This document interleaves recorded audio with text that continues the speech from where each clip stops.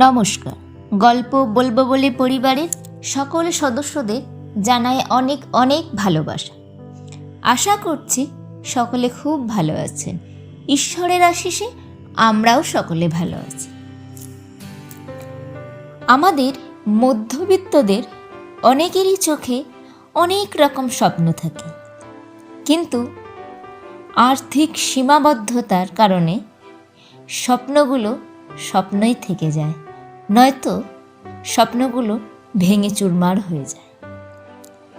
আজ এই রকমই এক স্বপ্নভঙ্গের করুণ বাস্তব মর্মস্পর্শী গল্প আপনাদের কাছে নিয়ে এসেছি।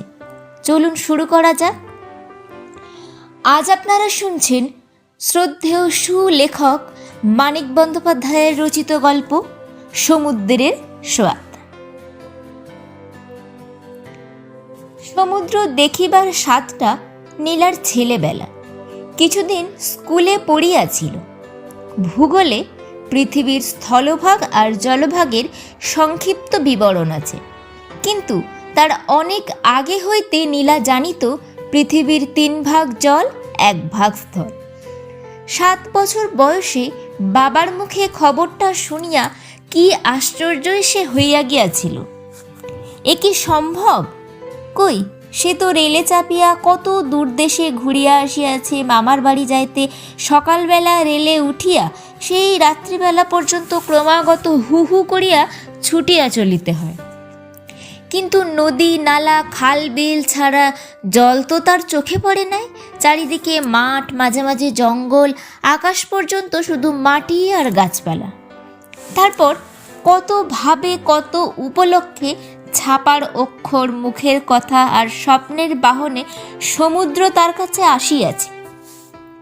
বলাইদের বাড়ির সকলে পুরী গিয়া কেবল সমুদ্র দেখা নয়, সমুদ্রের স্নান করিয়া আসিল। কলিকাতায় সাহেব কাকার ছেলে বিনুদা বিলাত গেল। সমুদ্রের বুকেই নাকি তার কাটিয়া গেল অনেকগুলি দিন। সমুদ্রের জল মেঘ হইয়া নাকি বৃষ্টি নামে।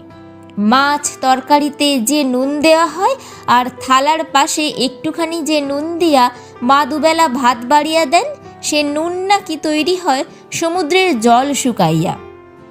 সারা দিন গরমে ছটফট করিবার পর সন্ধ্যাবেলা যে ফুরফুরে বাতাস গায়ে লাগানোর জন্য তারা ছাদে গিয়ে বসে, সে বাতাস নাকি আসে সোজা সমুদ্র হইতে।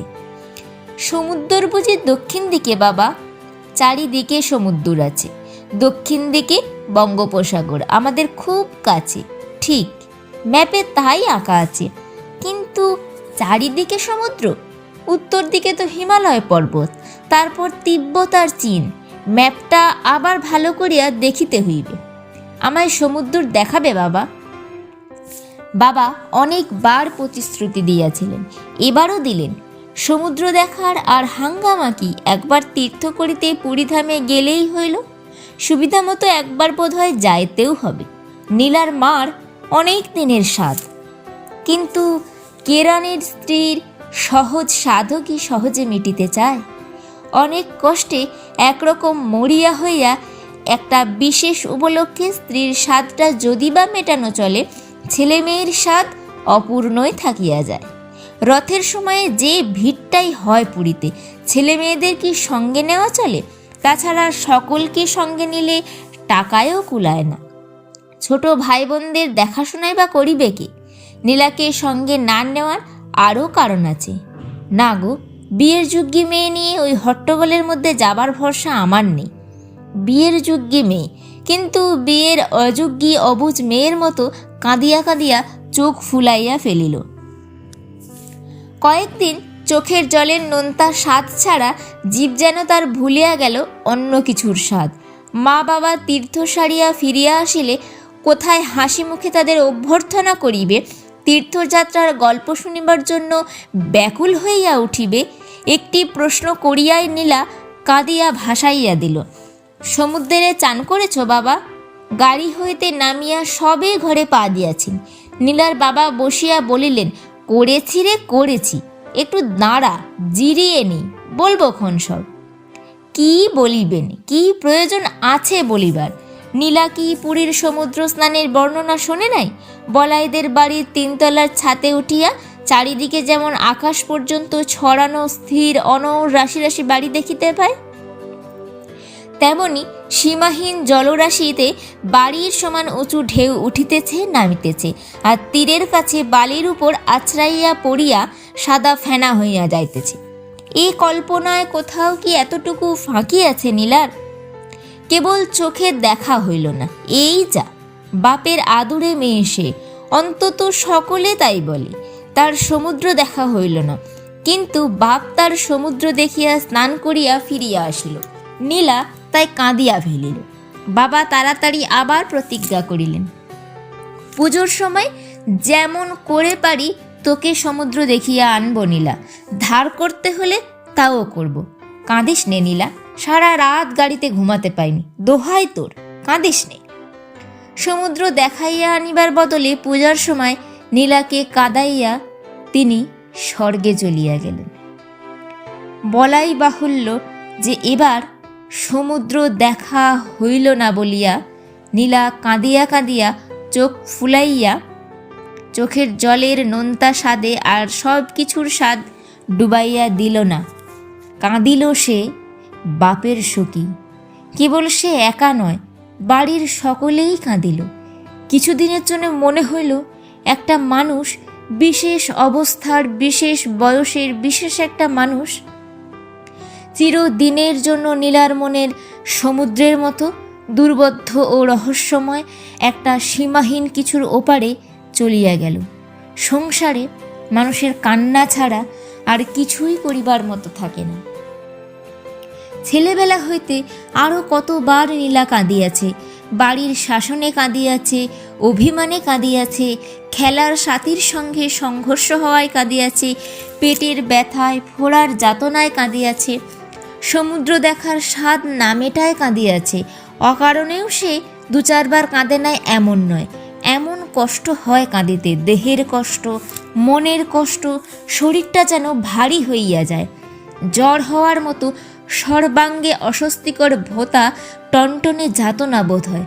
চিন্তা জগৎটা যেন বর্ষাকালের আকাশের মতো ঝাপসা হইয়া যায়, একটা চিরস্থায়ী ভিজা স্যাঁতস্যাঁতে ভাব থমথম করিতে থাকে।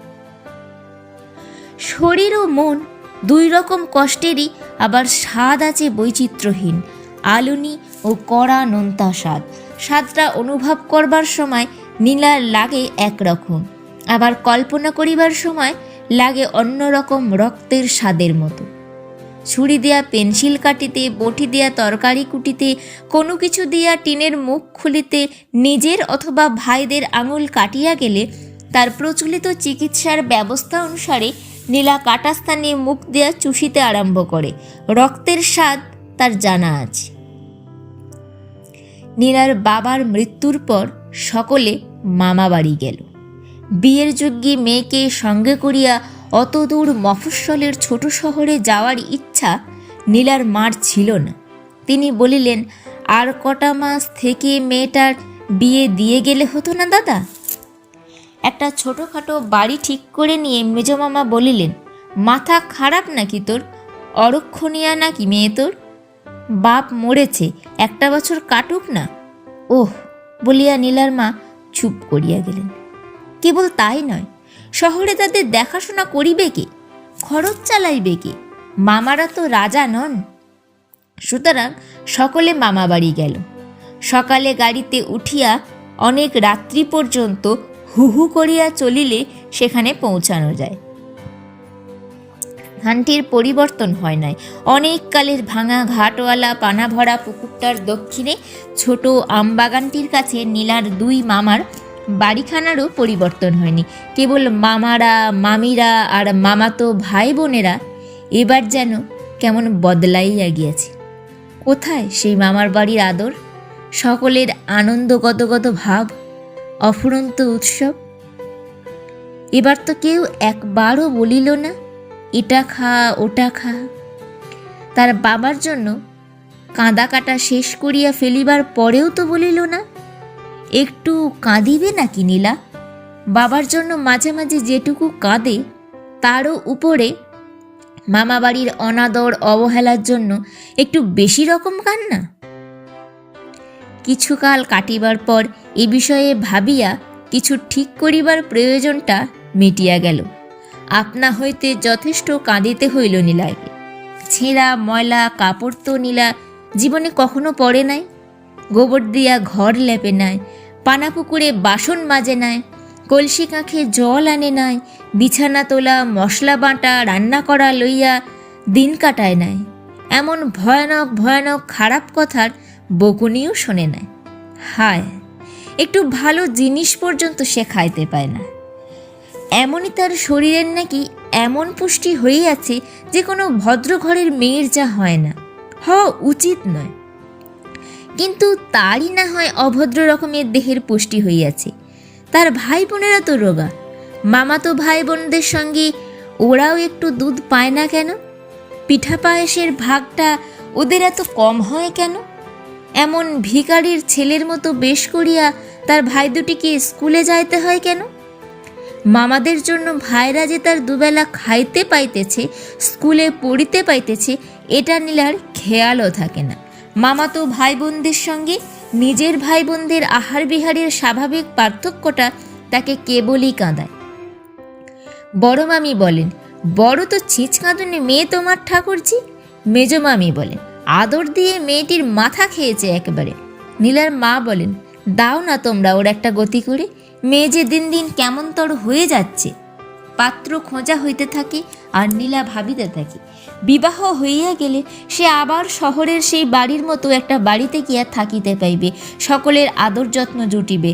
অবসর সময়ে বলাইদের মতো কোনো প্রতিবেশীর তিনতলা ছাদে উঠিয়া চারিদিকে বাড়ির সমুদ্র দেখিতে পারিবে। বলাইয়ের মতো কারো কাছে সমুদ্রের গল্প শোনা চলিবে। ইতিমধ্যে ম্যালেরিয়ায় ভুগিতে ভুগিতে নীলার একটি ভাই মরিয়া গেল। নীলার মা কি একটা অজানা অসুখে ভুগিতে ভুগিতে শয্যা গ্রহণ করিলেন। বড় মামার মেজ মেয়ে সন্তান প্রসব করিতে বাপের বাড়ি আসিয়া একখানা চিঠির আঘাতে একেবারে বিধবা হইয়া গেল। পানা ভরা পুকুরটার অপর দিকের বাড়িতেও একটি মেয়ে আরও আগে সন্তানের জন্ম দিতে বাপের বাড়ি আসিয়াছিল। একদিন রাত ভর চেঁচাইয়া সে নিজেই মরিয়া গেল। আমবাগানের ওপাশে ৮-১০খানা বাড়ি লইয়া যে পাড়া, সেখানেও ১৫ দিন আগে পিছে দুটি বাড়ি হইতে বিনাইয়া বিনাইয়া শোকের কান্না ভাসিয়া আসিতে শোনা গেল। তারপর একদিন অনাদি নামে সদর হাসপাতালের এক কম্পাউন্ডারের সাথে নীলার বিবাহ হইয়া গেল।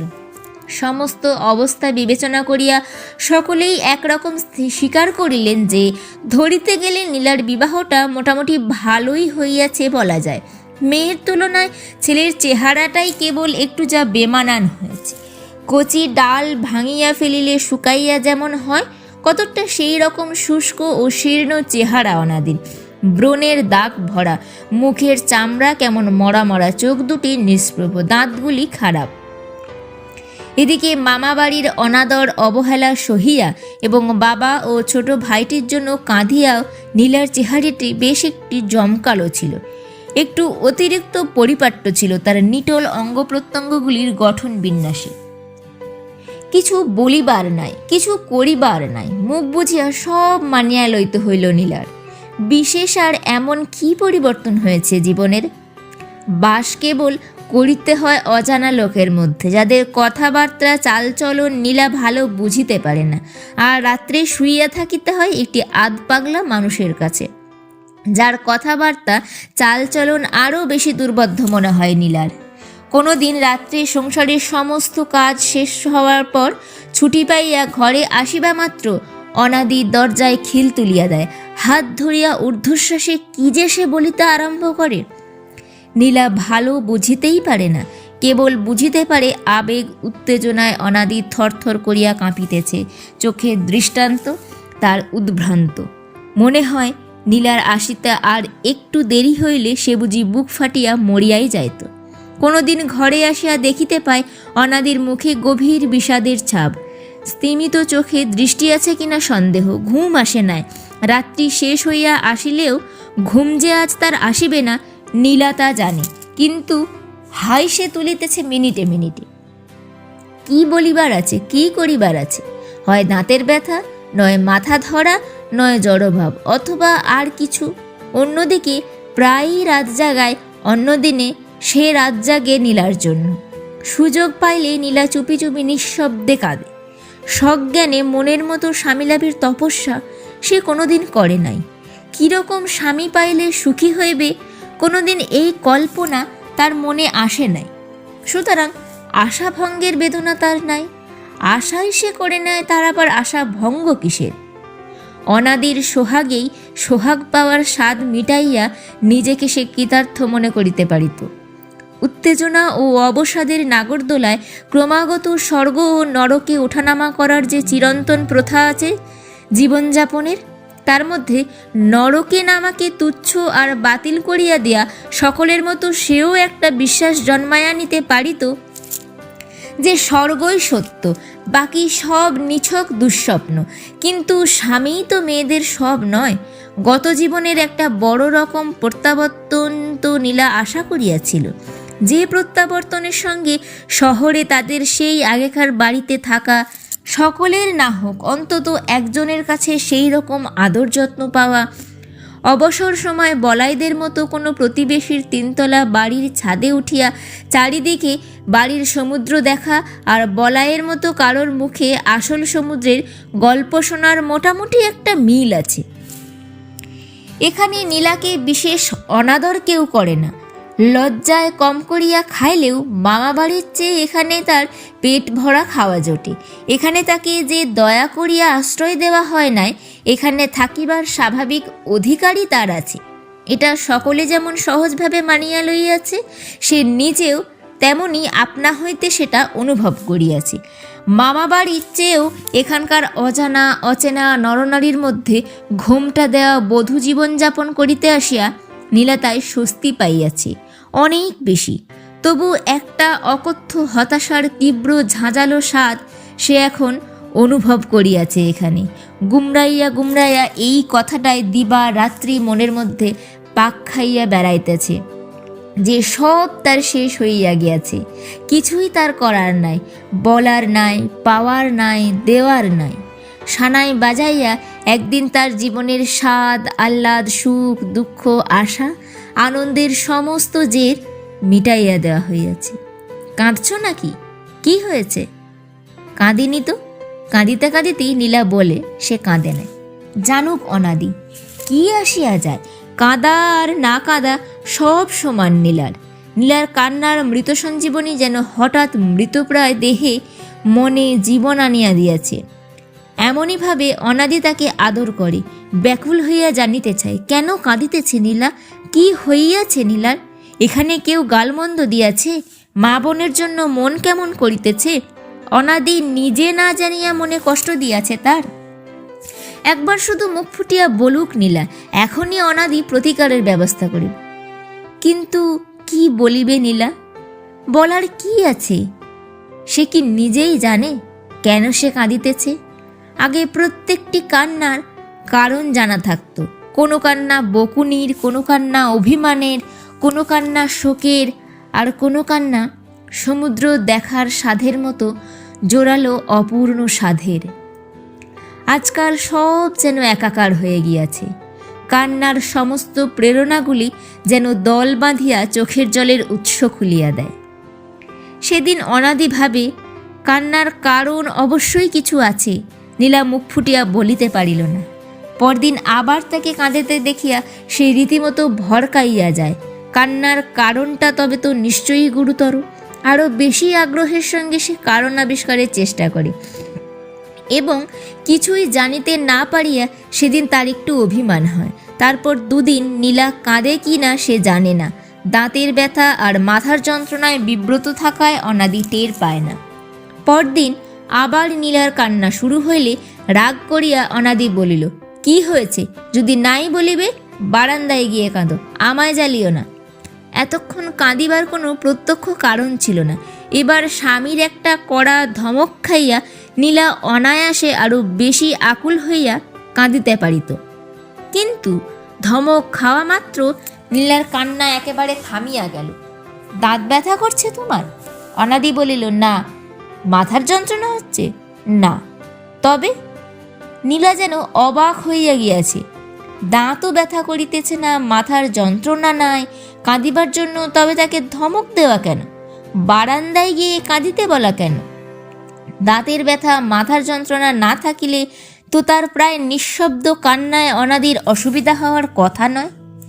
তারপর ধমক দেয়া কয়েকবার নীলার কান্না বন্ধ করা গেল বটে, কিন্তু কিছুদিন পরে ধমকেও আর কাজ দিল না।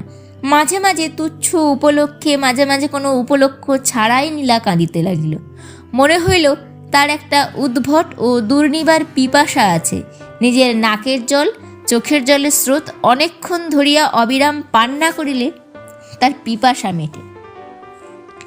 তারপর ক্রমে ক্রমে অনাদি টের পাইতে থাকে বউয়ের তার কান্নার কোনো কারণ নাই, বউটাই তার ছিঁচ কাঁদুনি, কাঁদাই তার স্বভাব।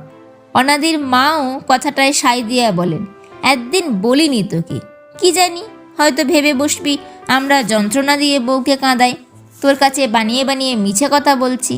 বড্ড ছিঁচ কাঁদুনে বউ তোর, একটু কিছু হলো তো কেঁদে ভাসিয়ে দিলে। আগে ভাবতাম বউ বুঝি বড্ড অভিমানী, এখন দেখছি তা তো নয়, এ যে ব্যারাম। আমাদের কিছু বলতে কইতে হয় না, নিজে নিজেই কাঁদতে জানে। ও বেলা ও বাড়ির কানুর মা মহাপ্রসাদ দিতে এলো, বসিয়ে দুটো কথা বলছি, বউ কাছে দাঁড়িয়ে শুনছে, বলা নেই কওয়া নেই, ভেউ ভেউ করে সে কি কান্না বইয়ের। সমুদ্রে চান করার গল্প থামিয়ে কানুর মা তো বনে গেল। যাবার সময় চুপি চুপি আমায় বলে গেল, বউকে মাদুলি তাবিজ ধারণ করাতে, এসব লক্ষণ নাকি ভালো নয়। অনাদির মা কান পাতিয়া শোনে, দরজার আড়াল হইতে অস্ফুট একটা শব্দ আসিতেছে। ওই শোন, শুনলি? বাহিরে গিয়ে অনাদি দেখিতে পায় দরজার কাছে বারান্দায় দেওয়াল ঘেঁষিয়া বসিয়া নীলা বটিতে তরকারি কুটিতেছে। একটা আঙুল কাটিয়া গিয়া টপ টপ করিয়া ফোঁটা ফোঁটা রক্ত পড়িতেছে, আর চোখ দিয়া গাল বাহিয়া ঝরিয়া পড়িতেছে জল। মাঝে মাঝে জিভ দিয়া নীলা জিভের আয়ত্তের মধ্যে যেটুকু চোখের জল আসিয়া পড়িতেছে সেটুকু চাটিয়া ফেলিতেছে। আজকের গল্পটি এখানেই সমাপ্ত করলাম। গল্প বলবো বলে তরফ থেকে আমি সঞ্চিতা ছিলাম এতক্ষণ আপনাদের সাথে। দেখলেন তো কিভাবে আর্থিক সংকট ও দরিদ্র মানুষের স্বপ্ন ও আবেগকে পিষে দেয়। শেষ পর্যন্ত বেঁচে থাকার তাগিদাটাই মুখ্য হয়ে ওঠে। যাই হোক, গল্পটি কেমন লাগলো অবশ্যই কমেন্ট করে জানাবেন। গল্পটি ভালো লেগে থাকলে একটি লাইক করবেন ও সকলের সাথে শেয়ার করে সকলকেও শোনার সুযোগ করে দেবেন। চ্যানেলে নতুন হলে এইরকম আরও গল্প শোনার জন্য চ্যানেলটি অবশ্যই সাবস্ক্রাইব করবেন। আজকের মতো বিদায়, কথা হবে আগামী রবিবার নতুন কোনো গল্প নিয়ে। ততক্ষণ সকলে খুব ভালো থাকবেন, সুস্থ থাকবেন, সাবধানে থাকবেন। শুভরাত্রি।